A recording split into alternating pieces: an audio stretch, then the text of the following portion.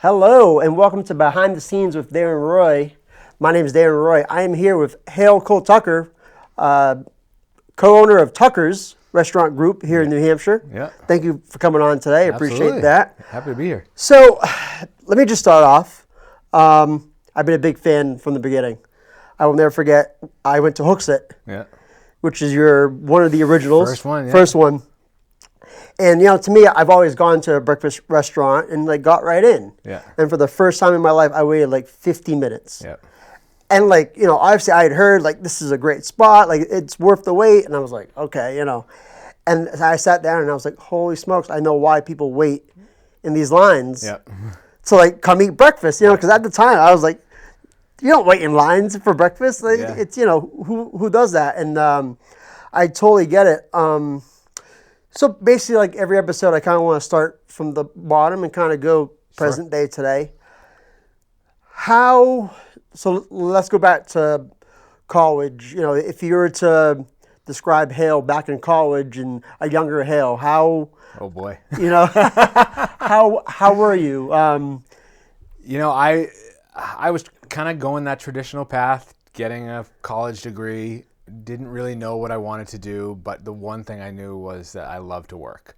That was ever since I got my first job. I just loved working. Yeah. And that's kind of just where I felt the most kind of like my place. And so I tried a bunch of different things, but would always just go back to an hourly job. And I loved working in the kitchen. And I worked for a bunch of Greek guys actually in college. And then I met my wife, and coincidentally, her dad owned restaurants. No kidding. And, as the restaurant business is very much still the same as it was back then. Sure. You always need help. And so from a young age, were you in the kitchen? So I started working in kitchens when I was in college, but I always loved cooking. Okay. It definitely was, back to when I was a little kid, just learning how to cook for my mom. Well, and I feel at least for me, because I'm in a French family, right? Cooking is kind of you all gather and for my family, we didn't follow ingredients. We kind of just put stuff in, and if it worked, it worked. Always. That was kind of how we were raised. To kind of all right, try it. If you don't like it, fix it. Exactly. So that kind of seems to be how you were too. Oh, totally. Yeah. Yep. And I always loved it, and then just loved the how crazy kitchens were and just really kind of found my feet in the kitchen, and then started working for Erica, my wife's dad. Yeah. And he really was the one who kind of took me under his wing and taught me everything about the business. Sure. So at what age did you let's say officially it was engulfed in that it was right around the time atmosphere. We came out of college. I still didn't know exactly what I wanted to do. Erica grew up in the restaurant business. Okay. And so she was like, heck no, there's no way we're doing a restaurant. I've been doing this my whole life. Which, by the way, you talk to anybody, right? And they're like, stay away from the restaurant business. That's not, they kind of put an X on it. Oh, absolutely. And they say if you go into it, you're crazy. That's Totally. And she didn't want any part of it. She went to Northeastern, got her master's degree for teaching. She's like, I'm doing this. We're not doing restaurants. Sure.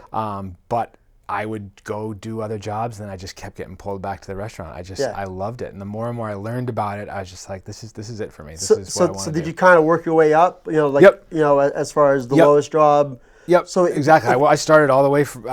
When I was working for the Greeks, I was a pizza delivery guy / prep cook. Okay. / dishwasher. Yeah. And worked my way up to where I was managing restaurants for Erica's dad. And obviously with those positions, you're in the trenches. You're it's not anything glamorous, fancy. No. We always say to people, at some point, everybody should work in a restaurant because it's a rite of passage. Yeah. It teaches you a lot about work and work ethic. I feel you kind of grow up pretty quick. Oh yeah. Oh yeah. Or learn responsibility or things like that. Yeah. So you're doing the deliveries, the prep cook, all that kind of stuff. Yeah. When was it at a point where you're like, okay, I might actually be good at this.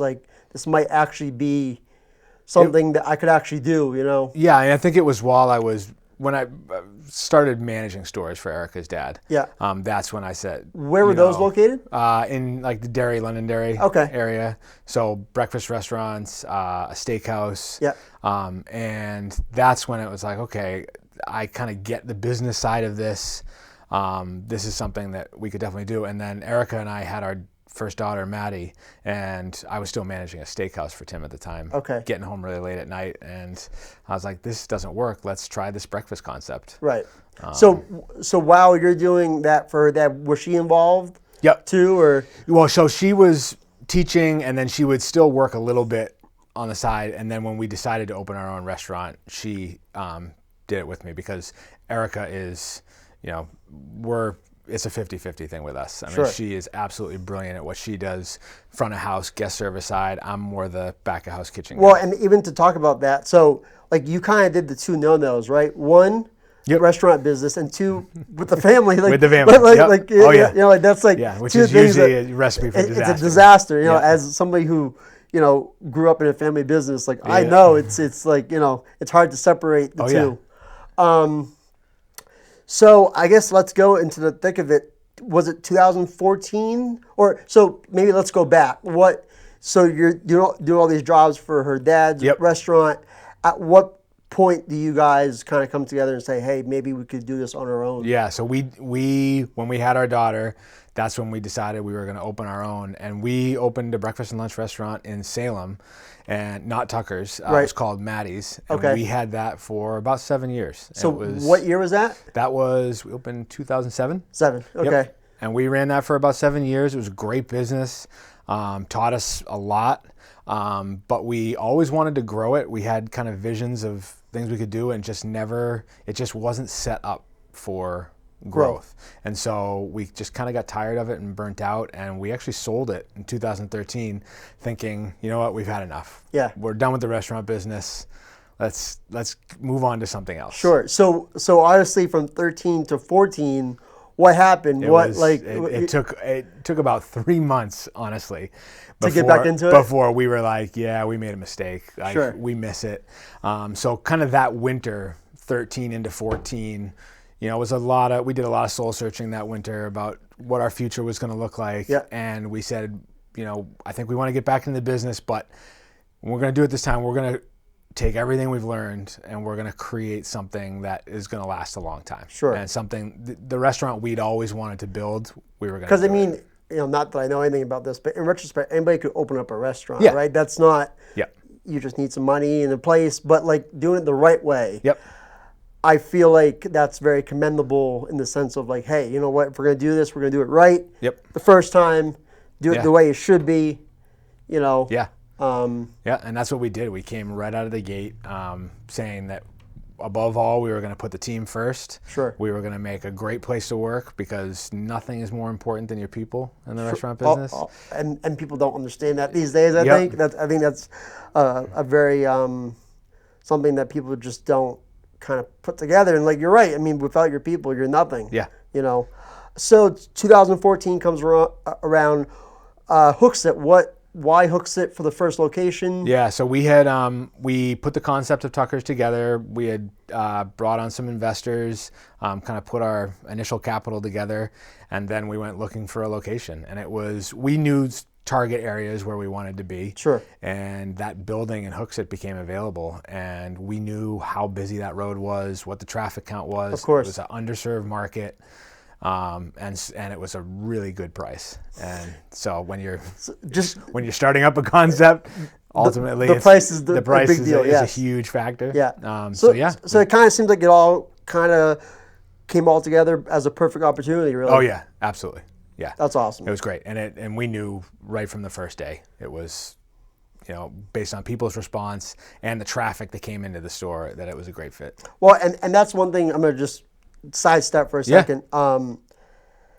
I, as somebody who's had the opportunity to work for a lot of people, who works for himself but works with a lot of different people, I have never heard of one bad thing about you guys, and that's something so commendable to me, because it's one thing to start a business and want to make money and do all this, but like the fact that you actually take care of your people, I like that's something to me, like, I value so much, right? Because as someone who takes charge of my own business, like, you want to treat people the way you want to be treated. And there's so many people that unfortunately don't do that. Yeah.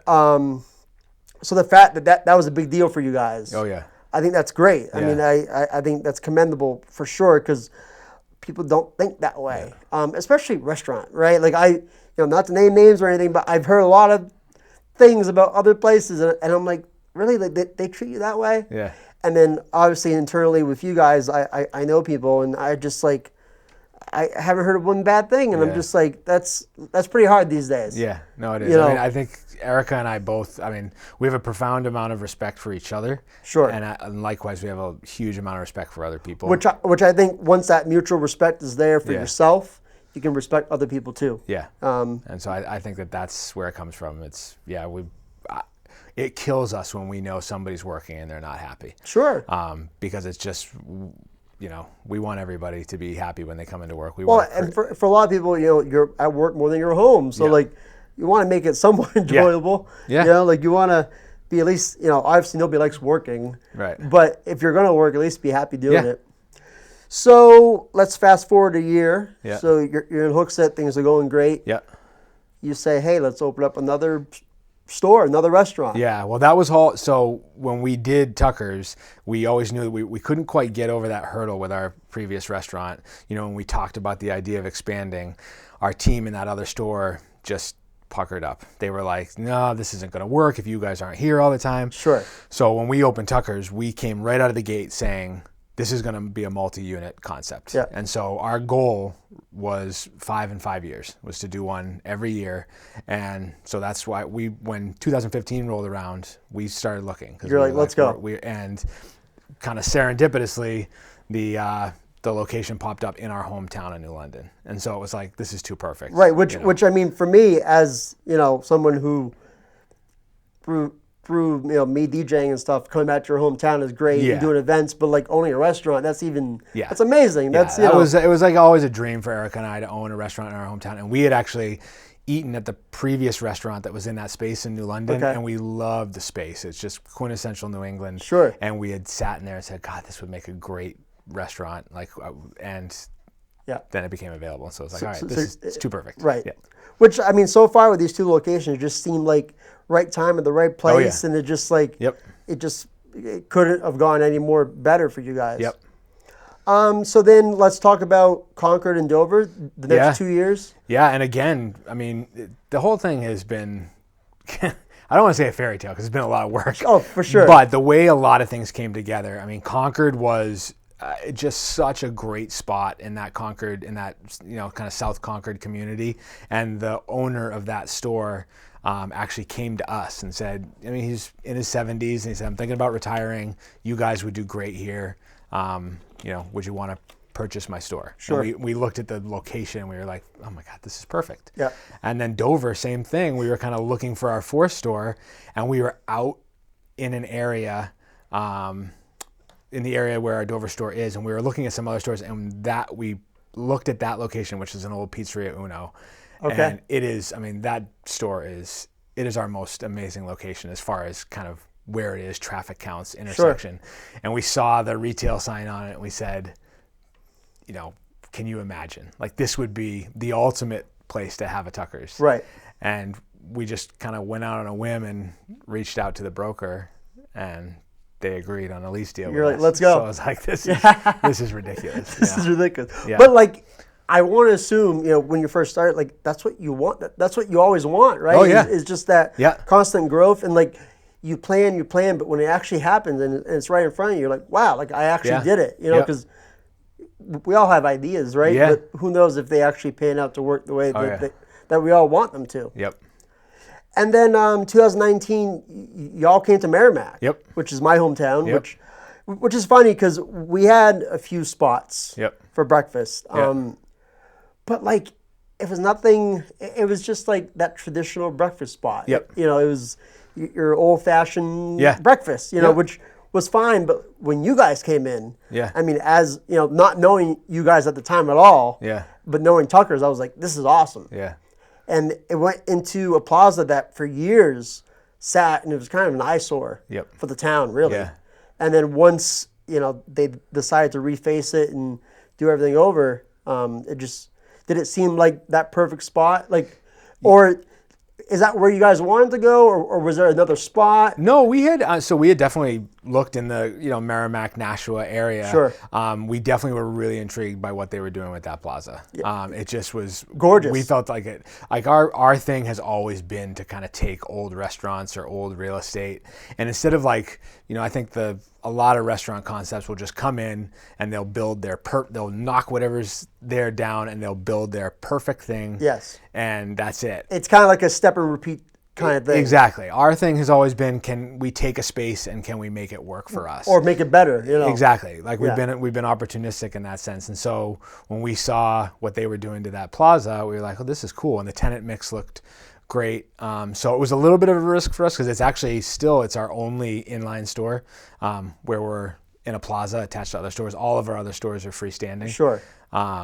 But I still think it is still one of our slower stores, but it continues to grow. Sure. And we love the location. We love the community. So. Well, listen, anybody in Merrimack, that's where you go for breakfast, right? That's your spot. That's no, but I mean, even me in town, right? Like that's where I go, just because, like I said, I feel like we all want that experience. Like when you go to Tucker's, you get that experience. It's not just breakfast.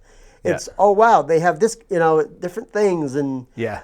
So just to take a little step back for a second, I mentioned you're kind of in the back as far as operations. Yep. What goes into that? Like let's say on a weekly basis, or what are your main roles? Sure. And to be honest, I have, now I've kind of transitioned and I'm kind of out of operations now. Okay. Because we now have over 300 people that work for us. Which is a lot. And so there's a lot of stuff that I still like it, but it's a lot of stuff that you don't realize is going to come with running a business of that size, administrative stuff, all the accounting stuff. I mean, there's a lot on that. So obviously you got to have a good team. Yes. And so that's really where I focus my attention now. Sure. And we've got a great operations team. Most importantly, my wife, who is the boots on the ground. She loves being in the stores, being with the customers, being with the team. Sure. Setting the tone, making sure our culture's intact. Well, and I mean, for every time I've seen her, she's smiling. Yeah. I don't know what kind of day she's having, but she's smiling and she's on all the time. Oh, and she loves it. I mean, that's not an act. No. She is at her happiest when she's working with the team. Sure. She loves the people side of it. Which honestly, I think that probably leads to both of y'all's success, is just really loving what you do. Yeah. Because I mean, if you don't love what you do, obviously you're not going to put as much effort into it. Not only that, but we have always had, and it's to go back to your other point about, working together. Sure. I think that she and I have always had a huge amount of respect for what the other person does. And I've always been, even back in the early days, I was the back of house kitchen food guy. She was the front of house service person. And we always would talk to each other about how to make the two sides work together. But it was always still this kind of respect for what the other person did. I'm going to let you do your thing. You do your thing, I'll do my thing, and we'll come together and it'll be awesome. Sure. And I think that that's kind of translated into our culture today, which is, that typical restaurant is you got your back of house, front of house wars. The servers are screaming at the kitchen, the line cooks are screaming at the servers. You're never going to see that in a Tucker's. Okay. We have a profound, in the kitchen, we have a huge amount of respect for what the servers do and the front of house team does working with the guests. And likewise, the servers, watch the stuff the kitchen has to go through, and they have a huge, and they, want to treat them with respect too. Sure, because I mean, everybody has their own values somewhere, right? Yep. So once you learn that, hey, my job is no greater than the other job. Nope. That's when you begin to kind of appreciate what everybody does. Everybody appreciates it because all you got to do is have one person call out. Yes. It could be your dishwasher calls out, and then you realize real fast how important a dishwasher is. So when you started this whole endeavor, was there anything that, obviously you anticipate, but was there anything that you're like, oh my gosh, a little harder than what you thought, or was it all kind of in line with what you thought was going to happen? I mean, I think I think, like I was saying before, I think the business and administrative side, I never knew how much was going to go into that. Which is the least funnest part. Yeah, and there's a lot of layers to it. Sure. There's a lot of stuff that continues to come up between, workers' comp and just the general business administrative stuff. Yes. So I knew that was going to be there. I didn't know it was going to take so much time. Sure. But besides that, I mean, our team is amazing. Managing that many people is always going to be your most challenging. Of course, because I mean, with 300 employees, that's no small business. It's a small business mindset. Yeah. But with a large amount of people. Exactly. So, there's always going to be fires to fight. So. Sure. Yeah. And then let's go to a couple of years ago. You guys decided to go to Bedford. Yeah. Which is your biggest location to date. Yeah. Right now. Yeah. Tell us about Bedford and how that kind of went along. Again, that was kind of a real serendipitous thing. We had the audacious goal of growing during COVID, which people were like, "Are you crazy?" Which actually, if you don't mind, I'd like to actually go back to 2020. Yeah. Because I kind of got to see a glimpse of what happened. Yeah. Obviously, March 18th or whatever it was, 2020, the governor says state of emergency, shutting down. People eat in your restaurant. Like, once they say, in-store eating is done. Yep. So if you wouldn't mind a couple of minutes just like talking about that whole year. And and obviously you guys adapted very well. Yeah. But how, obviously there's some trying times. Oh, yeah. Because you had all that success the last couple of years, and all of a sudden something that's out of your control is kind of stopping things for a minute. I can't imagine a couple of sleepless nights probably. Oh, it was right in the beginning, but you know what? And I always say to people when they ask about COVID, I say that was a turning point for us. Sure. Where we always kind of knew what we were about, but COVID really drove it into the stone. Yeah. And what I mean by that is, after we had kind of absorbed what was happening, we said, you know what, we're going to commit to our team, and we're still going to commit to our farmers and our local partners. And that's what we did, and the community just rallied behind it. And so we quickly became that spot where it was like everyone during COVID wanted to support their communities because they knew how hard this was. They were just looking for opportunities. Sure. And they saw us as one of those opportunities. Well, especially not as a chain, but as a local local staple in their community. They're like, let's support these guys because obviously local small businesses were hit the most. Exactly. And everything that we were doing during that time, it was not some marketing ploy. It was the biggest thing was selling the eggs. And that was purely because, all of our eggs come from small New Hampshire farms. We have 2 farms that we represent over 90% of their business, 90% of their eggs. Which for the state to be a business in the state and then support a business like that in the same state. That's amazing. That's and obviously the chickens don't stop laying eggs. No. And, COVID or not. And so we said that we have to find a way to keep moving these eggs. Sure. And so we said, let's start selling them in the stores. Yep. And it quickly went from, oh my God, what are we going to do, to we don't have enough eggs. So we're selling out. Because we're selling out. Yeah. And so all the stuff that we did during that time, really kind of, it helped us not only kind of stay level, it helped us continue to grow. Well, and I feel like maybe in that situation you kind of reinvent yourself a little bit. Oh yeah, we did. Because because when things go so good for so long, you kind of, not that you take a back seat, but you're like, okay, this is how we operate. And then once something like that comes to head, you're like, okay, maybe let's reevaluate some things. Let's change. Yeah.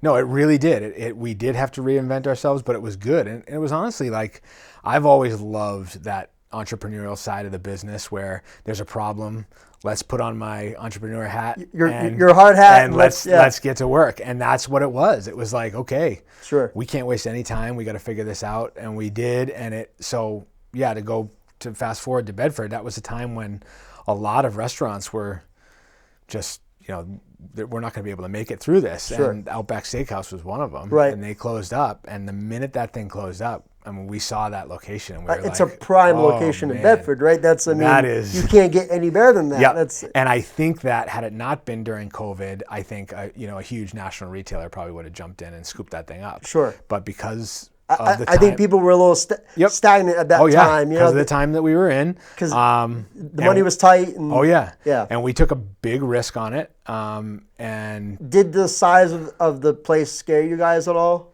No.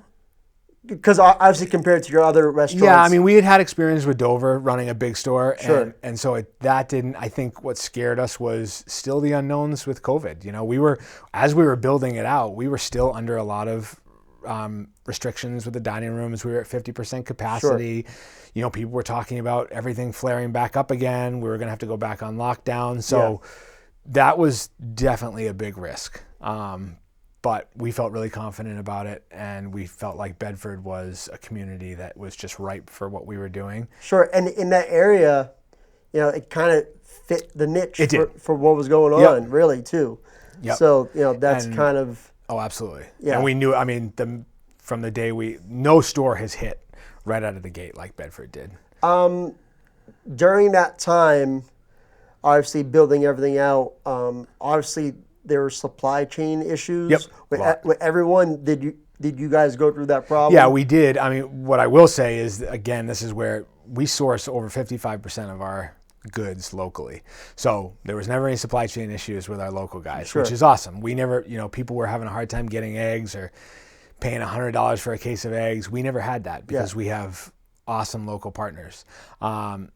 With our stuff that we have to buy nationally, paper goods, things like that, we had some issues, but people were understanding. Of course, and, I mean, we worked through it. Well, and I think everybody had the same issue. Oh yeah, so that was kind of where everybody just understood. Okay, this is what it is, and when Starbucks was having issues getting cups, then I think that's fine. So let's kind of go back for a minute and talk about the local, because you know, a lot of people these days want to know where their food comes from. Sure.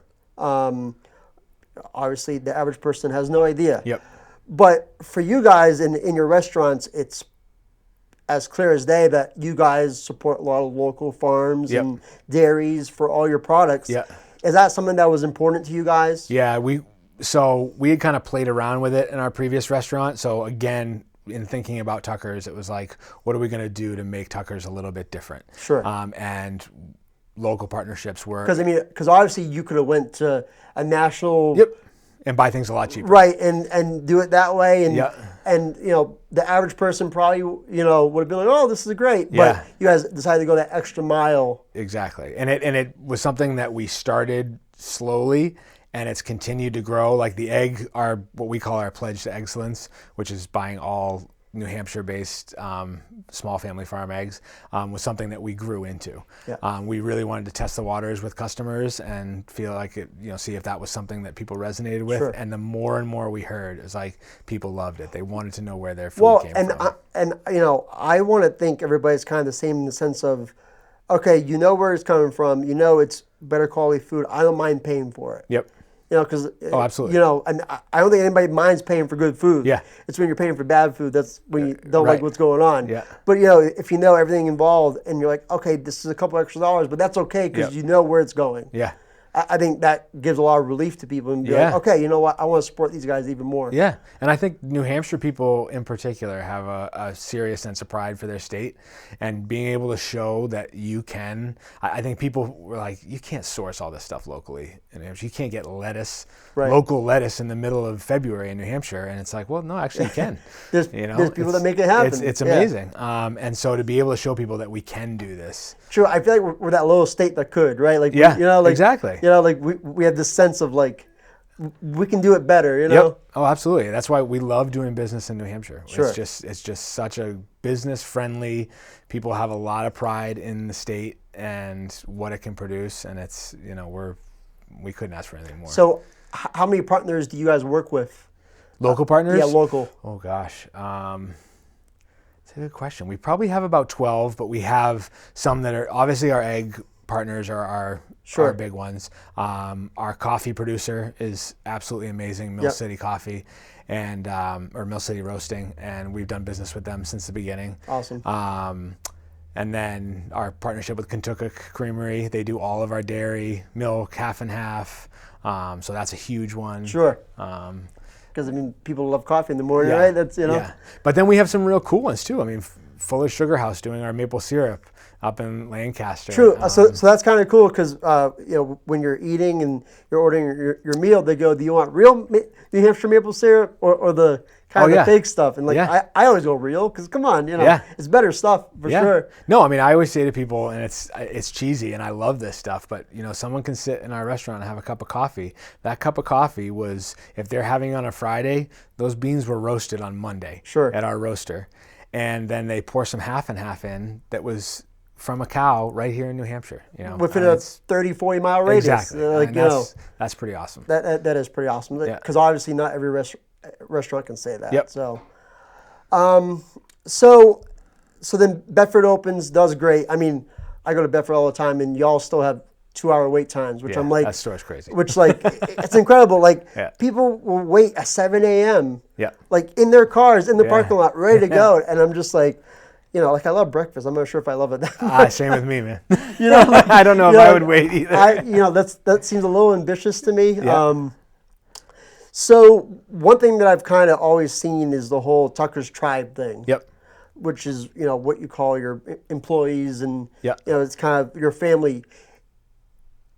That, going back to kind of what we were talking about a little while ago, that culture, what made you guys want to come up with that name and kind of, So it was funny because we were actually, it's always kind of been there, but we were actually we were trying to think of a loyalty campaign. This was like our second or third year in, and we're trying to think of this loyalty campaign. We had a marketing company at the time, and we were like, let's come up with a mascot for our loyalty. And that's when, if you've seen our guy Tuck, who's on everything, they shot that thing over, and I opened that up, and I'm like, oh my God, this isn't just our loyalty campaign. This is our guy. Yep. I mean, and so quickly we got behind him, and it's like he kind of symbolized everything that we're all about. And the tribe is not just, the people that work at Tucker's. It's the entire community. It's everybody that's affected by what we're doing, which is, from the people that come in and eat at the restaurants to the team and to the local people that provide all of our goods. And we're all just working together, and it's this cohesive bunch of people. And that's when the tribe thing just really resonated with us, and it's stuck. So let's kind of, maybe look into the future. Is there anything you guys haven't done yet that you would want to do? Or, obviously, I know Bedford was a bigger ordeal. Would you ever do another one somewhere? Yeah, how does the future look kind of for you guys? Yeah, we're in a pretty great spot right now where we're very happy where we're at. And so we're not out specifically looking for another store. Sure. But if the right thing comes up, we're always opportunistic. Right. And if there's something that we'd be crazy not to jump on comes up, we'll definitely jump on it. Besides that, we're always looking to continue to grow our local partnerships. Our numbers hovering somewhere between 55 and 60% of our goods. I'd love to get it up to 75%. Sure. I think that would be amazing.